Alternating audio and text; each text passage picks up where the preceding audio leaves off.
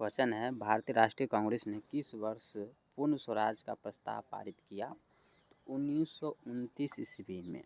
भारतीय राष्ट्रीय कांग्रेस ने किस वर्ष पूर्ण स्वराज प्रस्ताव किया था? तो 1929 ईस्वी। वंदे मातरम गीत के रचनाकार कौन थे? तो बंकिम चंद्र चटर्जी। वंदे मातरम गीत के रचनाकार कौन थे? बंकिम चंद्र चटर्जी। पाकिस्तान का अलग राज्य आंदोलन का नेतृत्व किसने किया था? तो मोहम्मद अली जिन्ना ने। पाकिस्तान का अलग राज्य आंदोलन का नेतृत्व किसने किया? मोहम्मद अली जिन्ना ने। भारतीय राष्ट्रीय कांग्रेस की स्थापना कब हुई थी? तो 1850 ईस्वी में। राष्ट्रीय कांग्रेस की स्थापना 1850 ईस्वी में कांग्रेस संघ की स्थापना हुई थी। कौन से प्रसिद्ध भारतीय सेना सीमांत गांधी के नाम से जाना जाता है? तो खान अब्दुल गफ्फार खान को सीमांत गांधी के नाम से जाना जाता है, याद रखिएगा। द्वितीय विश्व युद्ध जब हो रहा था तो उस समय ब्रिटेन का प्रधानमंत्री कौन था? तो विंस्टन चर्चिल था। द्वितीय विश्व युद्ध के समय ब्रिटेन का प्रधानमंत्री कौन था? Winston Churchill. सीन नदी किस नगर से होकर बहती है? तो सीन नदी जो है पेरिस नगर से होकर बहती है। गोबी मरुस्थल कहाँ है? तो चीन और मंगोलिया में गोबी मरुस्थल कहाँ है? चीन और मंगोलिया में गोबी मरुस्थल है। आगे है, स्वेज नहर जो है किसको किसको जोड़ती है? स्वेज नहर किसको किसको जोड़ती है? तो स्वेज नहर भूमध्य सागर को लाल सागर से जोड़ती है। भूमध्य सागर जो है उसको लाल सागर से जोड़ती है स्वेज नहर।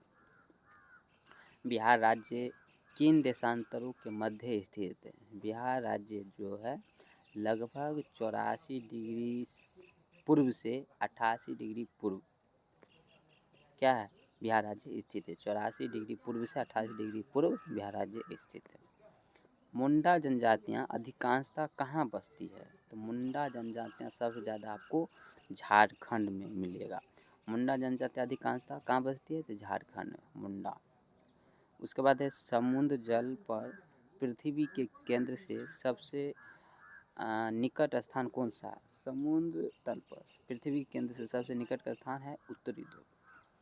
समुद्र तल पर पृथ्वी के केंद्र से सबसे निकटतम स्थान कौन सा है? उत्तरी ध्रुव। उसके बाद है, बड़ी लाइन की दो पटरियों के बीच की दूरी कितनी होती है? तो 5.5 फीट होती है। बड़ी लाइन की दो पटरियों के बीच की दूरी कितनी होती है? 5.5 फीट होती है। बड़ी लाइन की दो पटरियों के बीच की दूरी कितनी होती है? 5.5 फीट। इसके बाद टीपू सुल्तान ने अपनी राजधानी कहाँ बनवाई थी? तो टीपू सुल्तान ने अपनी राजधानी श्रीरंगपट्टनम में बनवाई थी। टीपू सुल्तान जो मैसूर के राजा थे, तो टीपू सुल्तान ने अपनी राजधानी कहाँ बनवाई थी? श्रीरंगपट्टनम में बनवाई थी। कला की गांधार शैली किसके समय में फली फूली? कला की गांधार शैली जो है किसके समय में फली फूली? तो फली फूली है कुषाणों के समय में। कला की गांधार शैली किसके समय में फली फूली थी? कुषाणों के समय। ऑपरेशन ब्लैक बोर्ड कैसी सरकारी योजना थी?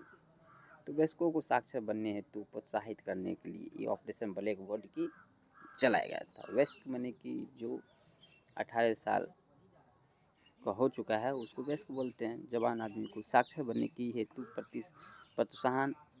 प्रोत्साहित करने के लिए ये चलाई गई थी। चिपको आंदोलन किसको बचाने के लिए हुआ था? पेड़ों को बचाने के लिए। चिपको आंदोलन किसको बचाने के लिए हुआ था? पेड़ वृक्षों को बचाने के लिए। एस्पाइनट्रोटो क्या है? तो एक आसान एवं कृत्रिम अंतर्राष्ट्रीय भाषा है। बस एक आसान और कृत्रिम अंतर्राष्ट्रीय एक भाषा है। क्या? एस्पायरेटो। पूर्वी सोवियत संघ का कौन सा पहला गणराज्य था जिसने अपने को स्वतंत्र घोषित किया? कौन सा था? लिथुआनिया। पूर्व सोवियत संघ का बात कर रहा था, मतलब रूस का कौन सा पहला गणराज्य था जिसने अपने को स्वतंत्र घोषित किया था? तो लिथुआनिया जो है पूर्व सोवियत संघ का एक राज्य था जो अपने आप को स्वतंत्र घोषित किया था। दक्षेस जिसको हम बोलते हैं सार्क, आंदोलन शुरू करने का मुख्य उद्देश्य क्या था? क्षेत्रीय सहयोग। सार्क आंदोलन शुरू करने का मुख्य उद्देश्य क्या था? क्षेत्रीय सहयोग करना। उसके बाद इजराइल और PLO के बीच प्रथम सीधी बैठक कहाँ हुई? तो वाशिंगटन में। इजराइल के बीच में और PLO के बीच में सीधी बैठक कहाँ हुई थी? तो वाशिंगटन में हुई थी। चलिए अब हम आपको बताते हैं इधर का।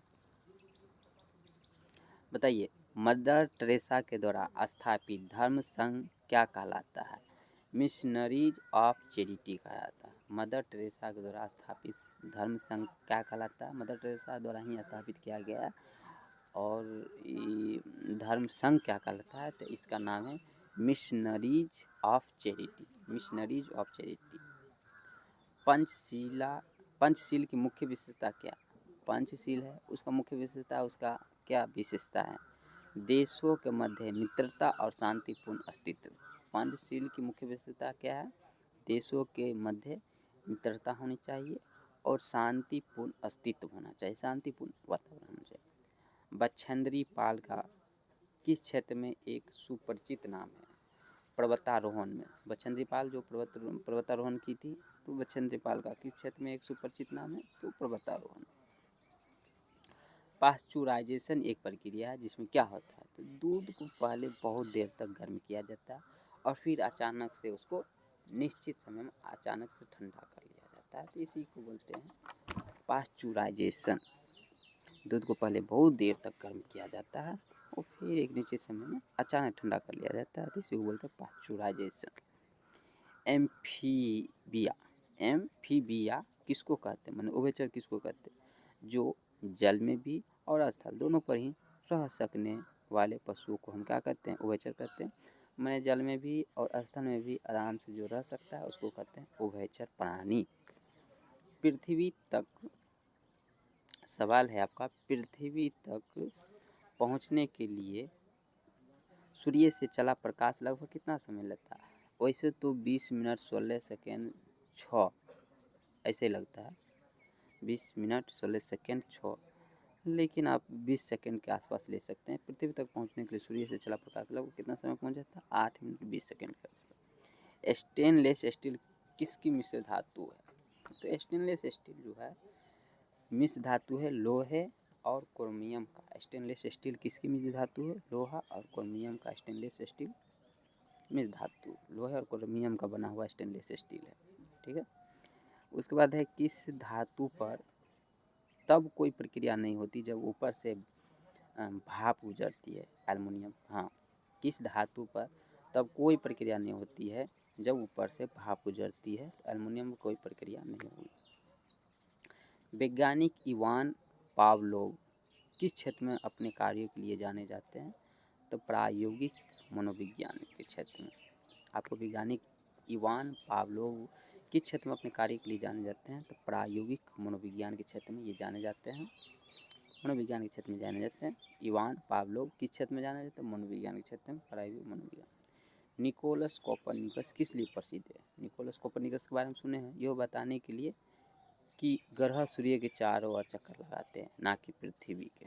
ग्रह जो सूर्य के चारों ओर चक्कर लगाते हैं, ना कि पृथ्वी के। तो ये चीज़ बड़ा इंटरेस्टिंग है। और ये किसने सबसे पहले बताया? तो कोपरनिकस ने बताया। इससे पहले केपलर भी बताया था कि पृथ्वी जो है सौर माने कि केंद्र है, लेकिन ऐसा नहीं है। तो यह बताने के लिए कि ग्रह सूर्य के चारों ओर चक्कर लगाते हैं, ना कि पृथ्वी के, ये कोपरनिकस ने बताया था, निकोलस कोपरनिकस ने बताया था। जंतर मंतर का निर्माण किसने करवाया था? जो दिल्ली में है, महाराजा जयसिंह ने करवाया था। जंतर मंतर का निर्माण किसने करवाया था? महाराजा जयसिंह ने करवाया था। उसके बाद सबसे अधिक तेल निर्यातक देश कौन सा है? तो सबसे अधिक तेल निर्यातक देश की बात करें तो वो सऊदी अरब है। सबसे अधिक तेल निर्यातक माने होता है भेजना, आयात माने होता है। तो सबसे ज़्यादा तेल का निर्यात माने कि बेचता है तो वो सऊदी अरब बेचता है। ठीक है। भारत सरकार के राजस्व का प्रधान स्रोत क्या है? हाँ, भारत सरकार राजस्व का मुख्य प्रधान स्रोत क्या है? तो इसको देखिएगा, प्रत्यक्ष कर है। कर के रूप में बहुत सारे पैसा उसको आता है राजस्व के रूप में। तो भारत सरकार के राजस्व का प्रधान स्रोत क्या है, तो प्रत्यक्ष कर है। उसके बाद है किस खेल के लिए थॉमस कप पुरस्कार दिया जाता है, तो बैडमिंटन खेल के लिए जो है ना थॉमस कप पुरस्कार दिया जाता है। थॉमस कप का पुरस्कार दिया जाता है बैडमिंटन के लिए। सवाल है आपका, किस खेल के लिए थॉमस कप पुरस्कार दिया जाता है, तो बैडमिंटन के लिए थॉमस पुरस्कार दिया जाता है। उसके बाद है प्रथम एशियाई खेल कहाँ हुआ था, तो एशियाई खेल जो है तो सबसे प्रथम कहाँ हुआ था, तो नई दिल्ली में हुई थी। प्रथम एशियाई खेल कहाँ हुआ था, तो नई दिल्ली में हुई थी, याद रखिएगा। प्रथम एशियाई खेल कहाँ हुआ था, तो नई दिल्ली। संसार का सबसे बड़ा स्टेडियम कहाँ उपस्थित है, तो संसार का सबसे बड़ा स्टेडियम, पूरा दुनिया का सबसे बड़ा स्टेडियम जो है चेकोस्लोवाकिया में स्थित है। चेकोस्लोवाकिया में स्थित है। संसार का सबसे बड़ा स्टेडियम कहाँ उपस्थित है, चेकोस्लोवाकिया में स्थित। उसके बाद डुरंड कप किस खेल से संबंधित है, डुरंड कप दिया जाता है कोई कौन से खेल में, फुटबॉल में, ठीक है। डुरंड कप जो है किस खेल से संबंधित है, तो फुटबॉल से संबंधित, डुरंड कप फुटबॉल से संबंधित। लिम्बा राम ने किस खेल में अंतर्राष्ट्रीय ख्याति प्राप्ति की थी, नाम है, व्यक्ति का नाम है लिम्बा राम ने किस खेल में अंतर्राष्ट्रीय ख्याति प्राप्ति की, तो तीरंदाजी में। लिम्बा राम ने किस खेल में अंतर्राष्ट्रीय ख्याति प्राप्ति की, तो तीरंदाजी में इन्होंने अंतर्राष्ट्रीय ख्याति प्राप्ति की। आगे देखते हैं, अगर कोई वित्त विधेयक लोकसभा द्वारा स्वीकृत हो जाए तो राज्यसभा इसे अधिक से अधिक कितने दिन रोक सकती है, 14 दिनों तक। हाँ, अगर कोई वित्त विधेयक है लोकसभा द्वारा स्वीकृत हो जाए तो राज्यसभा इसे अधिक से अधिक कितने दिन तक रोक सकती है, 14 दिन। 14 दिन के बाद नहीं रोक सकती, तब लोकसभा जो है आगे राष्ट्रपति को भेजने का कार्य करेगा।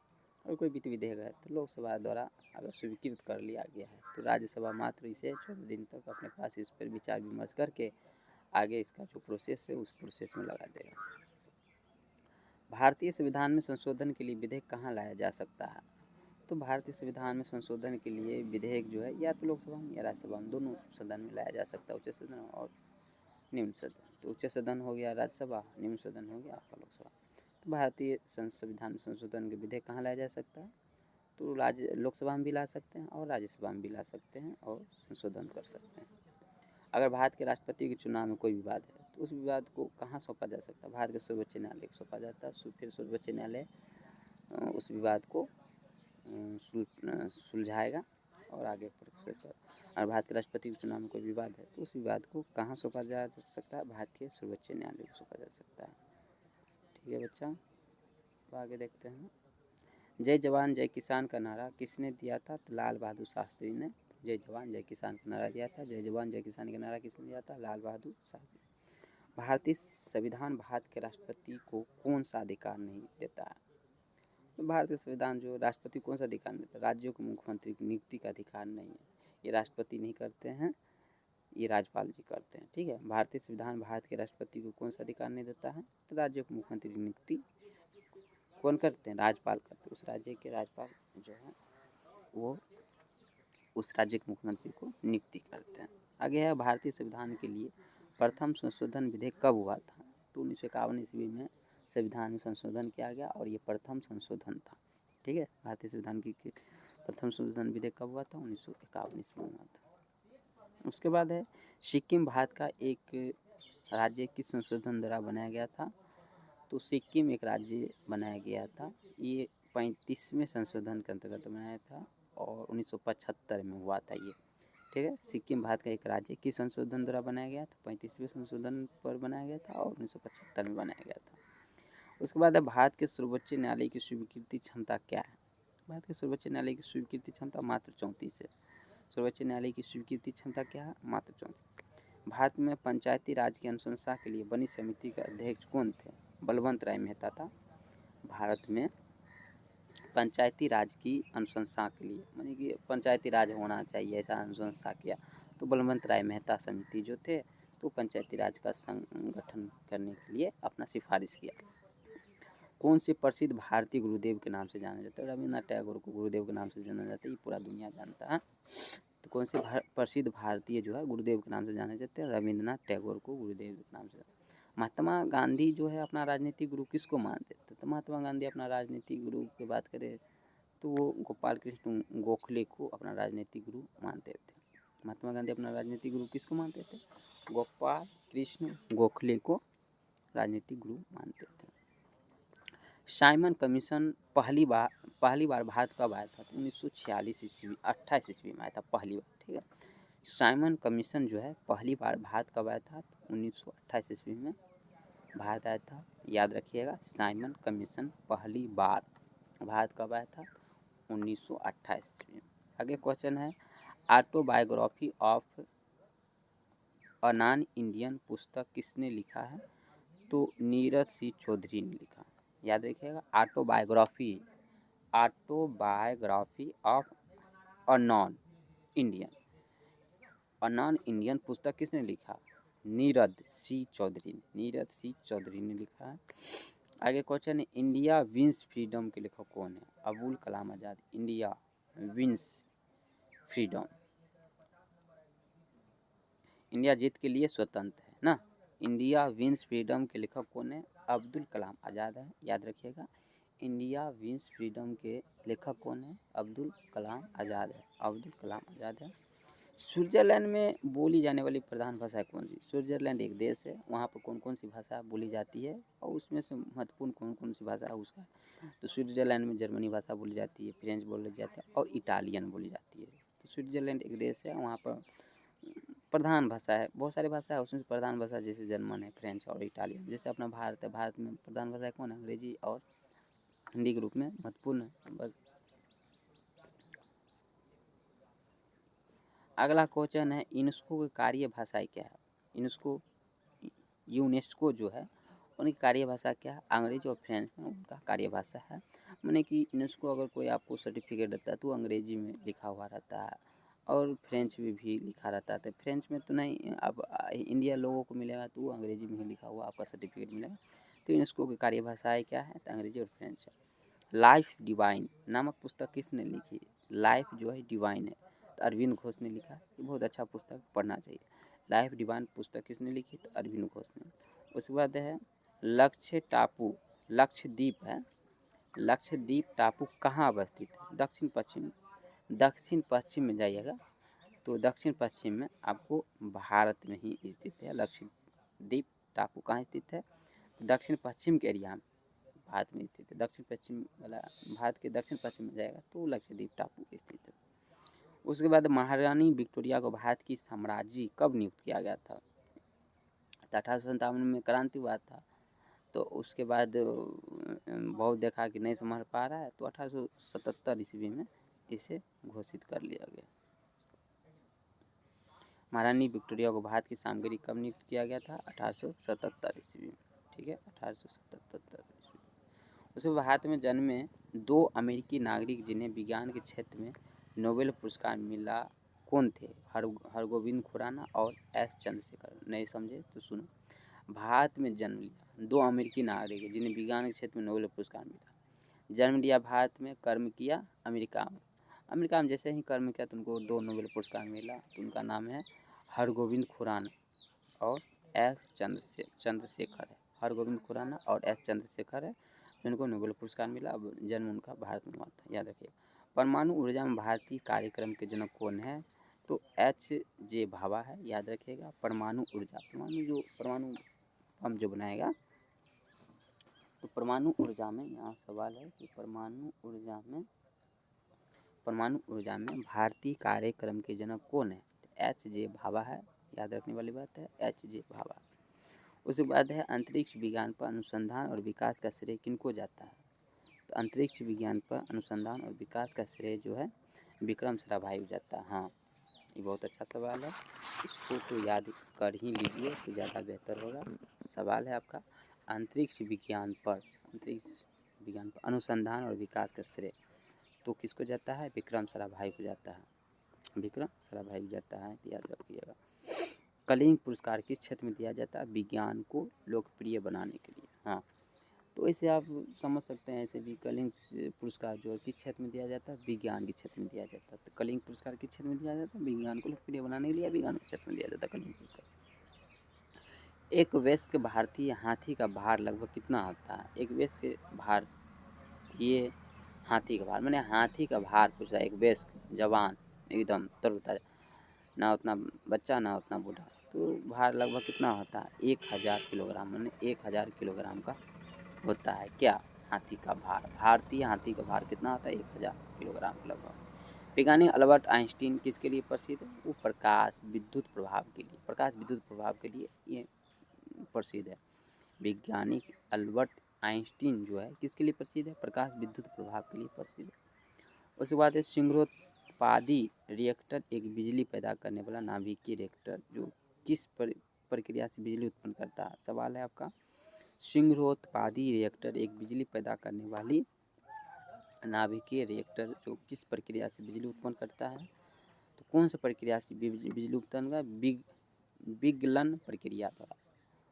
तो पैदा करने वाला नाभिकीय रिएक्टर जो किस प्रक्रिया से बिजली उत्पन्न करता है? तो विगलन प्रक्रिया। सिंगरोत्पादी रिएक्टर बिजली पैदा करता है, कौन सी प्रक्रिया है? तो विगलन प्रक्रिया के द्वारा। ठीक है दोस्तों, धन्यवाद।